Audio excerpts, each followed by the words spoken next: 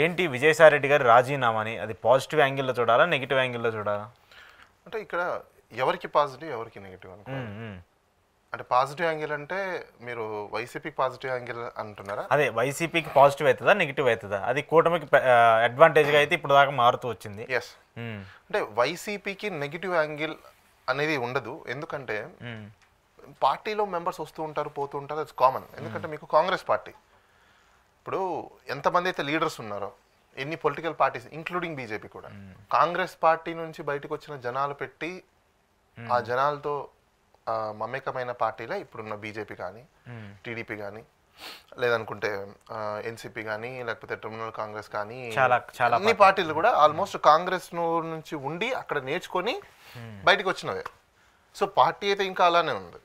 Numbers change అవుతుంటారు. అంటే number 1 number 2 అనేది ఏదైతే ఉందో, నెంబర్ 1 వాళ్ళే ఉన్నారు ఇప్పుడు కూడా. గాంధీ ఫ్యామిలీ అయినా నెంబర్ 1 ఉన్నారు, నెంబర్ 2లు మారుతూ ఉంటారు. సో నెంబర్ 2లు మారినంత మాత్రాన పార్టీకి ఏదో అయిపోతుందన్న భయం ద్వారా మనం అవసరం లేదు కూడా.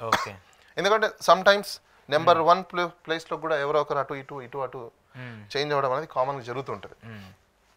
ఇప్పుడు విజయసాయి రెడ్డి వెళ్ళిపోవడానికి కారణాలు ఏంటి అంటే, ఆయనకున్న డిఫికల్టీస్ ఏవైతే ఉన్నాయో ఈ మధ్య కాలంలో ఒక కొత్త ట్రెండ్ తయారు చేశారు.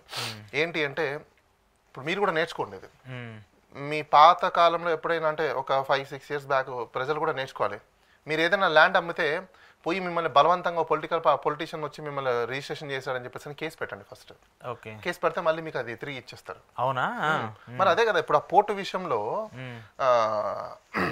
ఒక కంపెనీకి ఎండి చదువుకున్న వ్యక్తి ఆయనను భయపడిచి బెదిరించి గవర్నమెంట్ వచ్చిన 6 నెలల తర్వాత అప్పుడు మేల్కొనిపోయి ఆయన కంప్లైంట్ ఇచ్చాడంట సిఐడికి. ఆ సిఐడికి కంప్లైంట్ ఇస్తే అప్పుడు సిఐడి అప్పటికప్పుడు నిద్ర లేచి కార్పొరేట్ అఫైర్స్ కి సంబంధించిన ఎన్సిఎల్టీలో డీల్ చేయాల్సిన మ్యాటర్ని క్రైమ్ కట్టి వాళ్ళు ఇన్వెస్టిగేషన్ చేస్తున్నారు.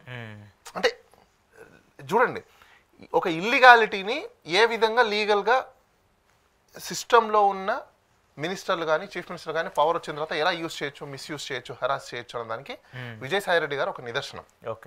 ఈరోజు విజయసాయి రెడ్డి గారు ఈరోజు రిజిగ్నేషన్ చేయాల్సిన పరిస్థితికి దేనికి తీసుకొచ్చారు? ఆయనకి ఏజ్లో రీజన్ ఏంటి అంటే, ఆయనకు ఉన్నది ఒక కూతురు, ఒక అల్లుడు. ఇప్పుడు తన వరకు వచ్చినప్పుడు ఆయన మీద ఎన్నో కేసులు ఆయన ఎదుర్కొన్నాడు. ఫ్యామిలీ జోలికి వచ్చినప్పుడు ఎవరికైనా కొంచెం చిన్న భయం అనేది ఉంటుంది. ఆ భయాన్ని అనేది వీళ్ళు ఏం చేస్తున్నారంటే క్రియేట్ చేస్తున్నారు. ఏంటి ఎవరు బీజేపీనా ఇక్కడున్న టీడీపీ కావచ్చు, లేకపోతే కూటమి కూడా కావచ్చు. ఇప్పుడు దాంట్లో కూటమిలో భాగస్వామ్యం బీజేపీ కూడా. సో వీళ్ళు అలాంటి కేసులు, తప్పుడు కేసులు అని పెట్టి జనాల్ని భయపెట్టి బెదిరించి, అంటే ఈయన మీద కేసు పెట్టినా ఏముంది, మళ్ళీ పోయి వస్తాడు ఆయన, అంతే కదా. ఆల్రెడీ ఎన్నో రోజులు పోయి వచ్చాడు, పెద్ద ప్రాబ్లం కాదానికి. కానీ వాళ్ళ పిల్లల జోలికి వెళ్ళినప్పుడు ఖచ్చితంగా ఎవరికైనా బాధ, భయము, ఆ ఇంటెన్సిటీ అనేది ఉంటది కదా. సో అవి ఆలోచించుకొని ఆయన ఎందుకు రాజకీయాల నుంచి అని చెప్పేసి నేను రాజకీయానికి నేను దూరంగా ఉంటా అని చెప్పడం అనేది జరిగింది. ఇది ఆయనకే ఆయన చెప్పింది అయితే కాదు. ఇది ఆయన బీజేపీ పార్టీతో కావచ్చు, లేకపోతే ఇక్కడ తెలుగుదేశం పార్టీ వాళ్ళకి సంబంధించిన వాళ్ళకి ఇవన్నీ చర్చలు జరిగిన తర్వాతనే ఒక కొలిక్ వచ్చిన తర్వాత నేను రిజైన్ చేయడం అనేది జరిగింది. అంత క్లియర్. ఎందుకు రిజైన్ చేశారనేది కూడా రీజన్ ఉంది ఇక్కడ. రేపు ఈ సీటు వేకెంట్ అయిపోతే ఎక్కువ శాతం ఎవరికి వెళ్ళే అవకాశాలు ఉన్నాయంటే, ఆల్రెడీ చిరంజీవి గారిని పిల్లంపిచ్చి మన సంక్రాంతికి కూడా ఆయనకి పట్టు వస్త్రాలు పెట్టి, స్వీట్ పెట్టి, దండ పెట్టి, చేతిలో ఇంకోటి పెట్టి ఇప్పుడు సీటు కూడా పెడతారు. ఏది రాజ్యసభ సీటు కూడా ఆయన చేతిలో పెడతారు. మరి రాజ్యసభ సీటుని చేతిలో పెట్టాలంటే ఏదో ఒక సీట్ ఖాళీ అవ్వాలి కదా. ఈ సీట్ ఖాళీ అయింది కాబట్టి ఈ సీట్ ఖాళీ అవ్వగానే ఎవరికి ఇస్తారు? చిరంజీవికి ఆ సీట్ని ఖాళీ ఇచ్చేసిన దాని ఆయనకి ఇచ్చేసే అవకాశాలు ఎక్కువ. అంటే ఒకరిని చంపి ఇంకొకరిని బతికించే దానికోసమే చేసే చర్యలు ఇవన్నీ తప్ప. సో అందుకనేసి విజయసాయి రెడ్డి గారు కూడా ఏంటి, ఈ 3 ఏళ్ళు ఆయన ఉన్నా కూడా ఆయన క్లియర్ కట్గా చాలా నీట్గా చెప్పారు. నేను రాజ్యసభలో ఉన్నా కూడా ఈ 3 ఏళ్ళు నేను రాష్ట్రానికి ఏం చేయలేను, నా వల్ల వచ్చే ఉపయోగాలు కూడా లేవు, అటు పార్టీకి లేవు, ఇటు రాష్ట్రానికి కూడా ఉపయోగం. సో దీనివల్ల ఈ 3 ఏళ్ళు నా వల్ల ఉపయోగం లేదు. సరే ఎవరన్నా ఒకవేళ ఉంటే కదా వాళ్ళు ఉపయోగించుకునే వాళ్ళైతే ఉపయోగించుకుంటారు, కాబట్టి నేను రిజిగ్నేషన్ చేస్తున్నాను చేస్తాను. కరెక్ట్ అని చెప్పింది. ఈ 3 ఏళ్ళు ఆయన ఉన్న వాళ్ళ ఉపయోగం లేదు. వీళ్ళే కాదు, ఇంకా ఉన్న మిగతా రాజ్యసభ మెంబర్స్ వల్ల కూడా ఉపయోగం లేదు.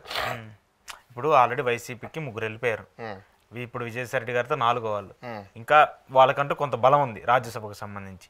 ఏంటి వీళ్ళందరినీ కూడా మూకుమ్మడిగా తీసేసి అసలు వైసీపీకి బలం లేకుండా చేయాలనేది ఏమైనా ప్లాన్ ఏమైనా ఉందా? మీరు ఇక్కడ మళ్ళీ ఒక ప్లాన్ మర్చిపోతున్నారు. గతంలో టీడీపీ పార్టీలో నుంచి అందరు బీజేపీకి చంపారు, గుర్తుందా?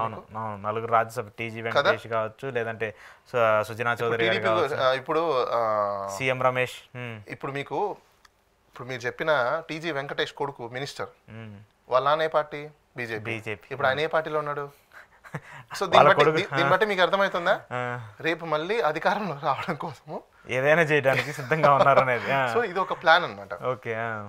సో ఈ ప్లాన్ ఉన్నప్పుడు మీకు యూజువల్గా ఏమవుతుంది, సో వీళ్ళు కూడా అందరూ అట్లా వెళ్ళిపోయాక సో ఒక స్టెబిలైజ్ సిస్టమ్ వస్తుంది కాబట్టి వీళ్ళు ఎలాగో మీకు ఒక మంచి వీడియో కూడా చూపిస్తా. ఏం వీడియో అంటే అసలు ప్రజలు ఏమనుకుంటున్నారు, అసలు ప్రజాపాలన ఎలా ఉంది, వీళ్ళేమో వచ్చి హామీలు ఇచ్చేశారు కూటమికి సంబంధించి అధికారంలోకి వచ్చిన పార్టీకి సంబంధించి. వీళ్ళు ఒక చిన్న వీడియో కూడా మీకు చూపిస్తాను. మరాఠీలో మాట్లాడుతున్నా నా పిల్లలిద్దరితోటి, నా కొడుకుతోటి, నా కూతురుతోటి. సో నాకు మరాఠీ చాలా గౌరవం, మన రాష్ట్రం మరాఠీ భాష మీద గౌరవంతో నేర్చుకోండి. మరి ఎందుకంటే మనం ఇప్పుడు ఫీజు కట్టాలన్న ఇంతవరకు ఫీజే వల్ల మాకు ఇంతవరకు ఫీజు వల్ల కాలేజీ 4 నెలలు స్టార్ట్ అయ్యి ఇప్పుడు ఫీజు అడుగుతున్నారు. ఫీజే వల్ల ఇంతవరకు మందు రేట్లు తగ్గించారంట. మందు రేట్లు మాకేం సంబంధం, ఉద్యోగాలు కావాలి, ఫీజు రిమెంట్మెంట్ పడాలి. మాకు ఆ మధ్యం తగ్గింపు కాదు, ఇంతవరకు డబ్బులు వల్ల మాకు వైద్య రంగంలో బాబు సక్సెస్ అయ్యాడా, జగన్ సక్సెస్ అయ్యాడు.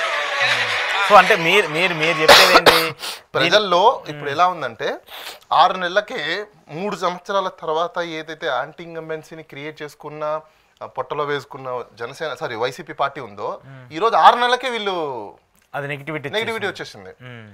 పిల్లలు చెప్తున్నారండి, 18 సంవత్సరాలు లేని నిండని పిల్లలు, ఇంటర్మీడియట్ పిల్లలు చెప్తున్నారు మాకు రీఎంబర్స్మెంట్స్ లేవు, మీరు మందులు తగ్గించుకుంటే మాకేం అవసరము, మందుల షాపులు పెట్టుకుంటే మాకేం అవసరము, మాకు విద్యా వైద్యం కదా కావాల్సింది, మీరు దాంట్లో మీరు కంప్లీట్ గా ఫెయిల్యూర్ అయిపోతే ఇంకా మీరెందుకు అన్నట్టు పిల్లలు అడుగుతున్నారు. సో ఇది ఫెయిల్యూర్. ఈ ఫెయిల్యూర్ అయిపోయినప్పుడు ఇది ఇంకా పోను ఇప్పుడు వాళ్ళు ఏం చేసినా కంపెన్సేట్ చేయలేరు. వన్స్ ఒక్కసారి నెగిటివ్ పడిపోయిందంటే నువ్వు ఎన్ని చేసినా అది పాజిటివ్ కిందకి రాదు. ఓకే. ఈ నెగిటివ్ ఆస్పెక్ట్స్ అయితే పడిపోయింది. రేపు రాబోయే రోజులు అది జమ్లీ కావచ్చు, లేకపోతే సార్వత్రిక ఎన్నికలు కావచ్చు, ఏదొచ్చినా విధానసభ ఎన్నికలు వచ్చినా ప్రజలు ఎక్కువ శాతము మొగ్గు చూపే అవకాశాలు ఉంటాయి. కాబట్టి ఇప్పటి నుంచే వాళ్ళు ఈ టర్మ్ ఎక్కడ వేస్ట్, వైసీపీలో వాళ్ళు ఎమ్మెల్యేలుగా ఉండి లేకపోతే వైసీపీలో ఇంకోటి ఉండి కూడా చేసేదేం లేదు, యూజ్లెస్, ఏదో టైం గడుస్తుంది తప్ప. ఎలా వాళ్ళు ఎమ్మెల్యేలుగా ఉన్నా ఎమ్మెల్యేలుగా లేకపోయినా పోరాటాలు అయితే చేయాల్సిందే. ఎమ్మెల్యేలు ఉన్నంత మాత్రాన వాళ్ళకేమీ వీఐపీ ట్రీట్మెంట్ రాదు. పోనీ ఎమ్మెల్యేగా ఉన్నంత మాత్రాన, రాజ్యసభ మెంబర్ ఉన్నంత మాత్రాన పొలవమని చెప్పేసి వస్తున్నారని చెప్పేసి పోలీసు వాళ్ళు ప్రోటోకాల్ ఇచ్చేసి క్లియర్ చేయరు. రైట్, కామన్ లాగా వాళ్ళు కూడా పోవాలి, ట్రాఫిక్ లో ఉండాలి, చేయాల్సిందే, వాళ్ళు కూడా పోయి కంప్లైంట్ ఇచ్చుకోవాల్సిందే. వీళ్ళకి ఏ ప్రోటోకాల్స్ మెయింటైన్ అవ్వవు. అలాంటప్పుడు యూజ్ అంటే పవర్ ఉండి పవర్